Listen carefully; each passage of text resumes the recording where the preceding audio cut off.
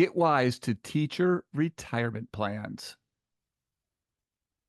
We have a provocative question for you. Can you teach and retire rich? We think you can. And in this short video, we're going to show you the Teach and Retire Rich formula. We're going to go over teacher retirement plans, and we're going to talk about smart early career financial moves. We will also provide resources and questions. My name is Dan Otter. I'm the executive director of the nonprofit 403bwise.org. But once upon a time, I was an elementary school teacher in Southern California. This is where I found out how bad the K-12 403b was and still is. While I was a teacher, sales agents would come into my classroom after the students had left and would also come into my lounge, offer free food, and would try to pitch very expensive investment products.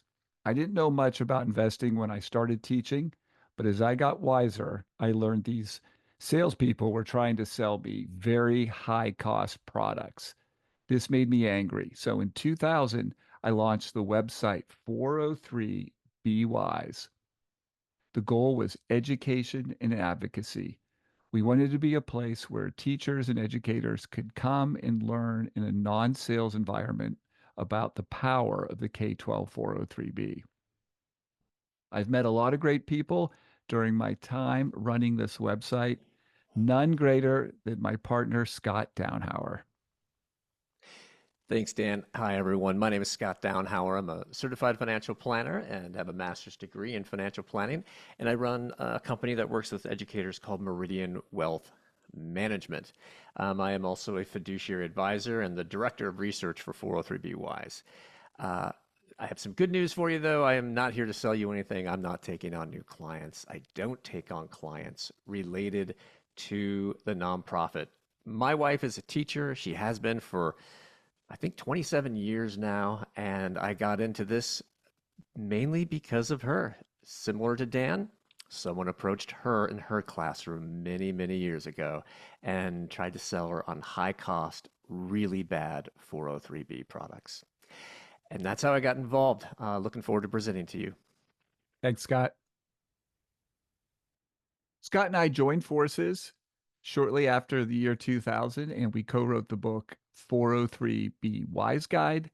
We started doing presentations to educators, and we did this flying around the country, and we launched the Teach and Retire Rich podcast. In 2016, the New York Times came out with a series of articles that we would describe as groundbreaking. These were on the shortcomings of the K-12 403b. Scott and myself were the lead sources for these stories. As you can imagine, these stories generated a lot of interest in the K-12 403b and our website, 403B Wise. We were a .com at the time. To our great luck, a gentleman named Tim Ranzetta, who's the co-founder of Next Gen Personal Finance, an organization working to get personal finance a required graduation class in American high schools. Tim read these articles and reached out to us. Quick little pause here and I want to show you the progress of Tim and Next Gen Personal Finance on their effort to get this to be a requirement in every state in the country. As of now, 2024, nearly half the country is now going to or will soon require a personal finance class in order to graduate. If you're not familiar with Tim's organization, we encourage you to check out ngpf.org to learn more. Tim made us a wonderful offer. He asked, have you ever thought about making 403B Wise a nonprofit? Our joke was, well, it always has been a nonprofit because we didn't make much money on it. But Tim generously offered to fund 403B Wise if we became a nonprofit. And so, of course, we took him up on that offer. 2019, we became an official nonprofit. We became 403bwise.org. We want to emphasize that we sell no products or services. I do have a book called Teach and Retire Rich, which is available, but that is the only product that would be associated with 403bwise.org. All right. I know the whole reason you're watching this is to see the Teach and Retire Rich formula. And this is what it is. Pension, most teachers have a pension. Teachers can contribute to not just one 401k like plan, the 403b, but two. They are also eligible to contribute to the 457b. We will go over both of these plans.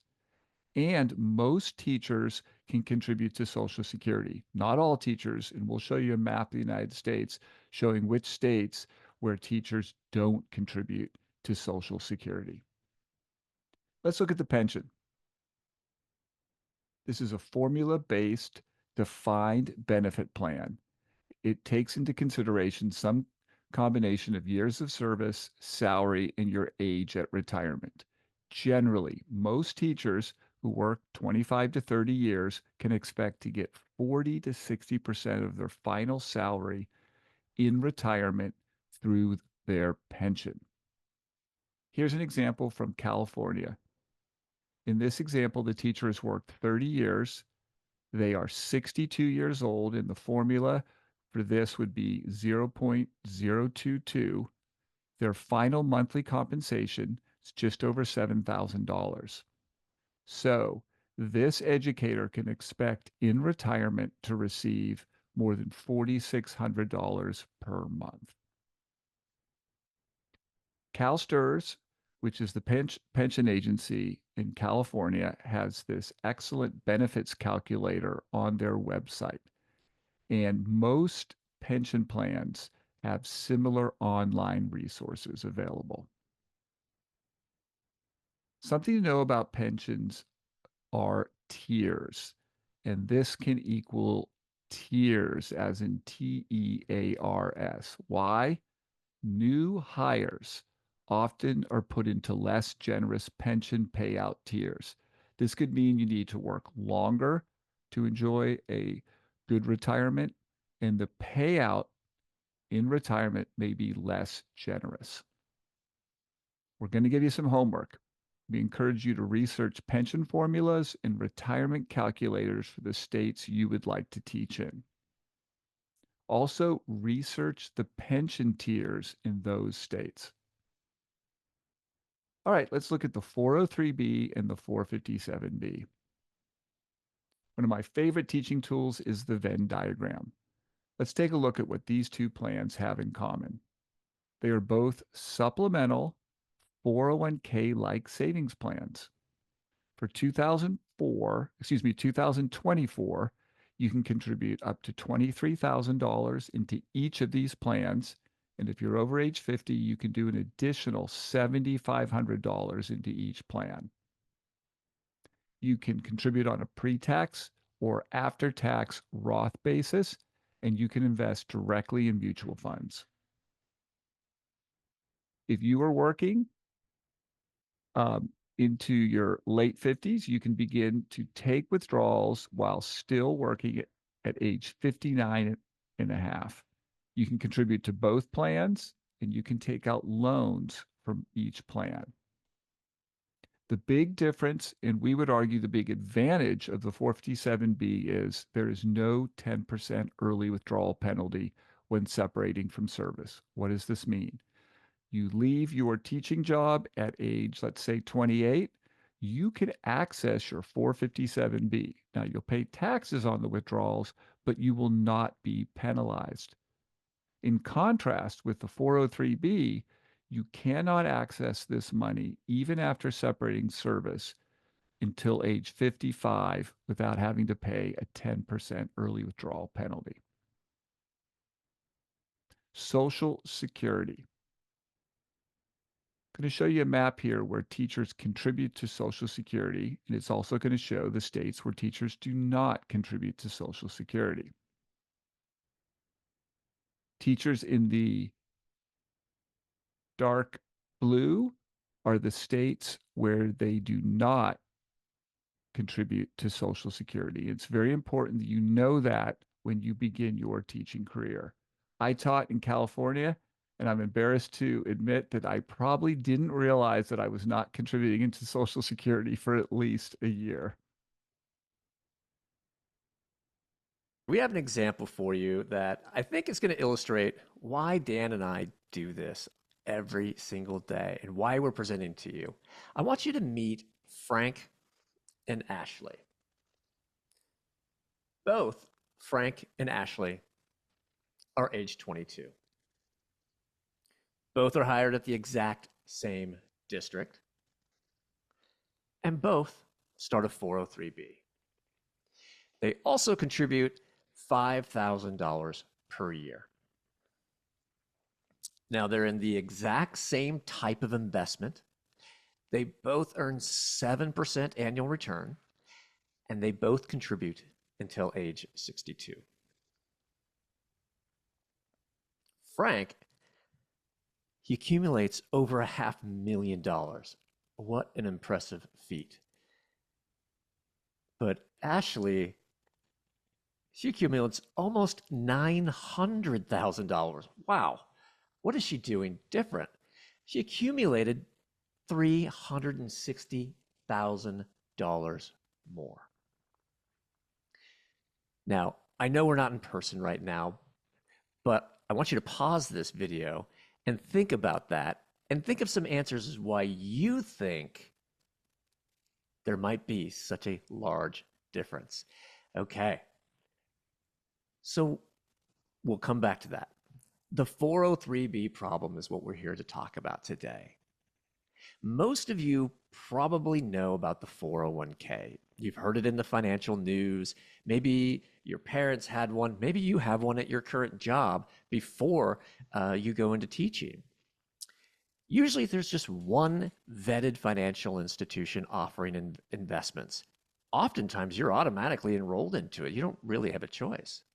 And the plan is actually subject to a fiduciary duty, which means that the employer has to put your interests ahead of their own. But we're here to talk about the 403B in K-12 public schools, and it is not subject to those same federal fiduciary regulations. Your employer is not required to put your interest ahead of their own or even the interests of, well, you'll see in just a little bit. Most school districts, instead of offering a single program, offer dozens and dozens of companies that you have to wade through. And the majority are high cost and involve middle persons. They involve sales agents who are actively trying to sell you not just a 403B, but other financial products. So what financial company, what vendor did Frank and Ashley choose? Well, first of all, Frank faced 3 problems. The first one is he didn't attend this talk. He didn't come on this YouTube channel and see this presentation. Secondly, he met this guy in the lounge. And trust me, you're going to meet this guy in the lounge. You probably already have. Frank, number 3, Frank was hungry. This is a powerful combination, folks. There was pizza, there were sandwiches, maybe it was breakfast sandwiches or donuts in the lounge, and this guy was pushing them. He was providing them. Frank was sold a high-cost investment from a company that is pretty common in the 403B space in public schools, Equitable. And he's currently paying 2.3% a year in fees. Okay. So what about Ashley? Ashley is watching this video. She is getting informed. She's getting wise. And Ashley found out that there's a really low-cost, fantastic investment option available to her called Vanguard. And it charges 0.08%. Remember, Frank paid 2.30, Ashley's paying 0.08%. So 2.3 versus 0.08. That doesn't sound like it's that big. 2%. What's 2%? Well, that 2% is 29 times more expensive than what Ashley's paying. Frank's paying almost 30 times what Ashley's paying. And those little small percentages in any individual year might not add up to much, But you take that over long periods of time, and that leads to gigantic differences in outcomes. In this case, Ashley is taking home an extra $360,000 that Frank isn't, and she didn't take any more risk. She didn't do anything differently. She just didn't eat the pizza. Actually, you know what? She did eat the pizza. She just didn't sign up with the equitable guy. So, yeah, eat the donuts, eat the pizza, eat the sandwich. Don't eat the product. Go to Vanguard, Fidelity, something like that. The point is that fees matter. And what I want you to do right now is pull out your phone or just take a screenshot of this right here. Our good friend on Instagram, this is Personal Finance Club on Instagram. He posted this fantastic chart. Over the top are the different fees that you'll pay from 0.05 all the way to 2%. And on the left-hand column is the years invested, 10 years, 25 years, 50 years. As you can see, if you're only paying 0.05% in fees after 50 years, you've only lost 2% of your account balance to fees and the effects of fees. But if we go all the way over to the right, someone paying 2%, which is extremely common. I cannot emphasize to you how common it is to be paying 2% or more in fees in 403B plans. Over 25 years, you're going to lose up to 40% of your account balance. After 50 years, 64%. You're taking all the risk, but you're not getting all of the returns. Don't forget this. So Dan and I have been doing this for a long time, and several years ago, a group of teachers approached us and said, we need to know whether or not our plan is any good and what vendors to choose. We don't know. They just give us a list of vendors. We don't know what to do. So Dan and I embarked on this project. We call it the District Plan Rating Project, to try to rate school districts and their vendors. And in the United States, there's about 13,500 school districts. We have managed to get over 5,000 of those school districts into our database.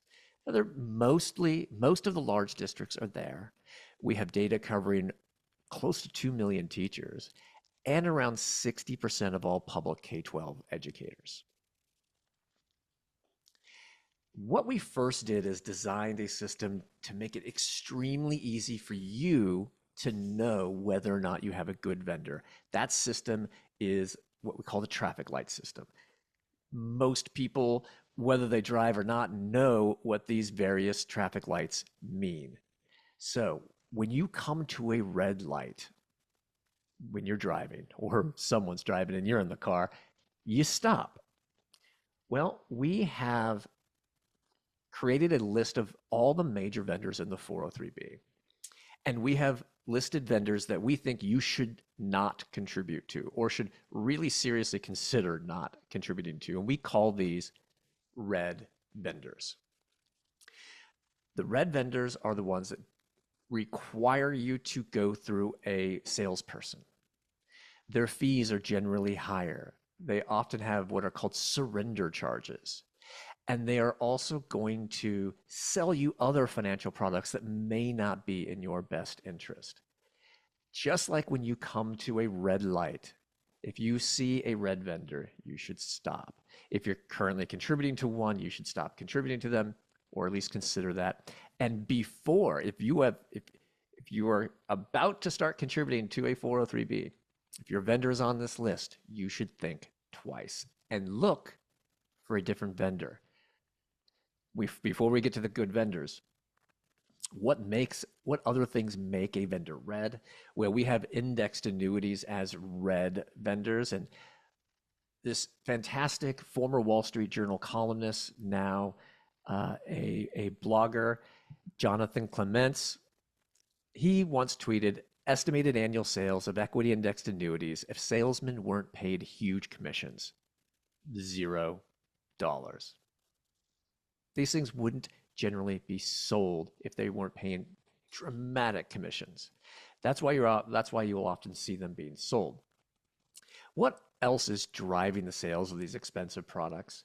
Well, oftentimes the sales agents, the products that they recommend are being recommended because they don't have a real choice in the matter.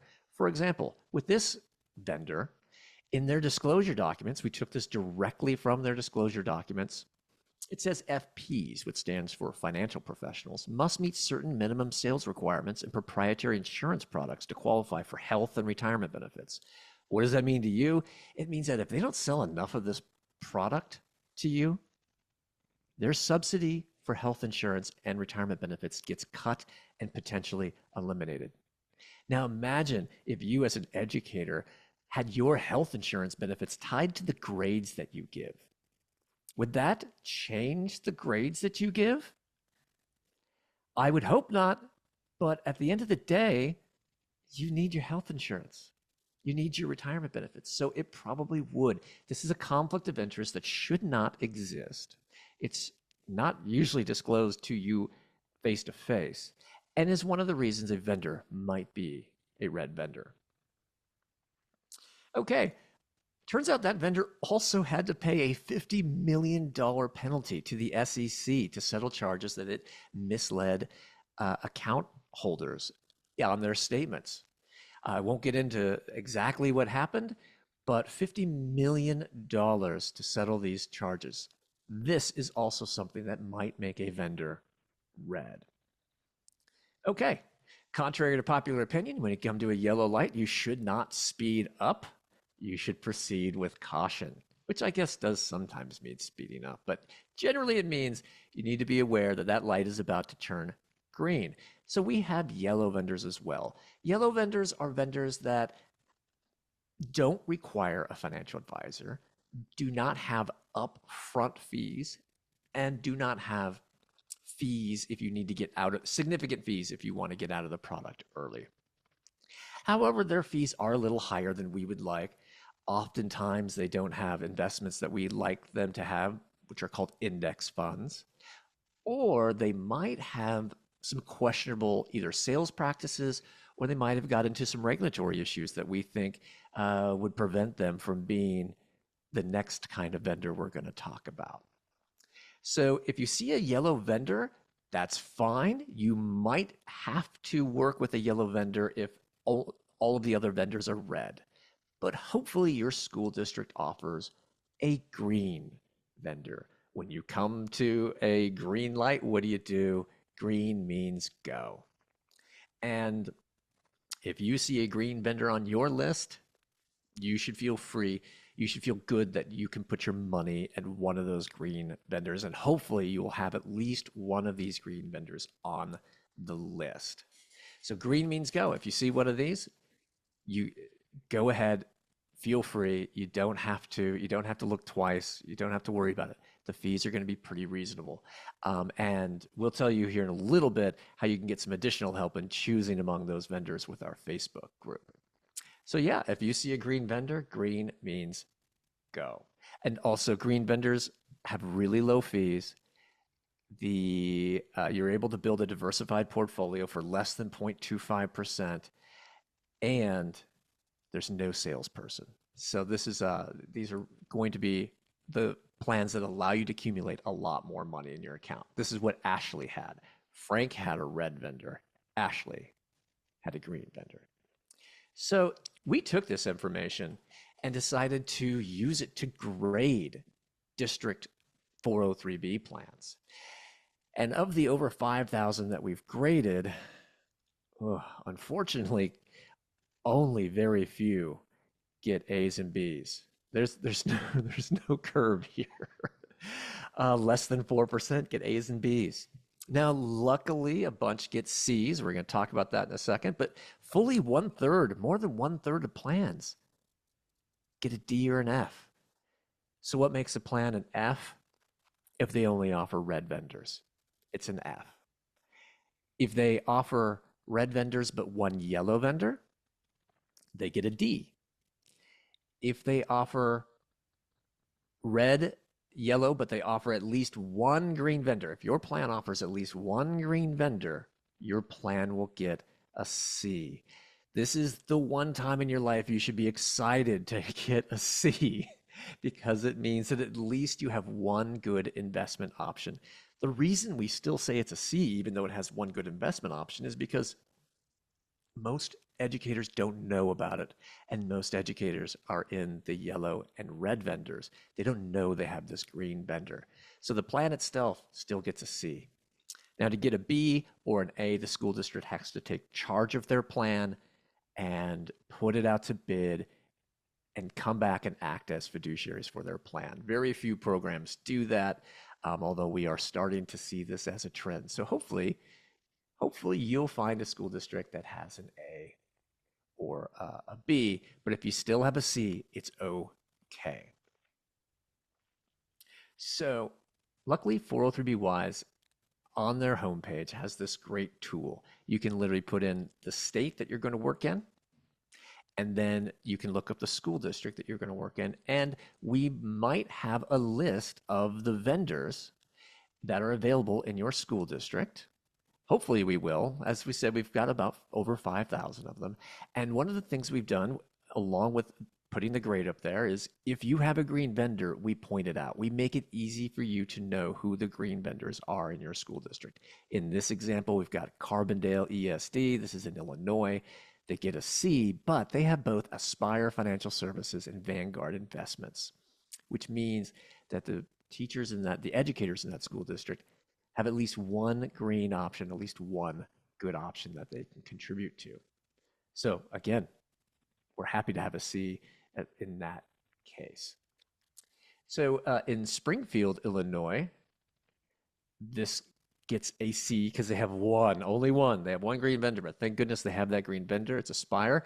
But I also want to point out, we talked earlier about 457 plans. We actually think a 457 plan can be and often is better than the 403B.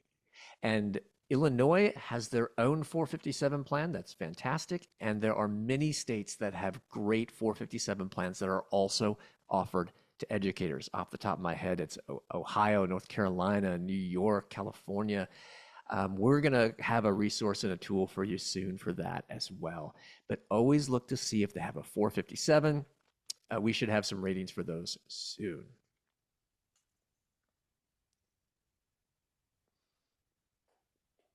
Okay.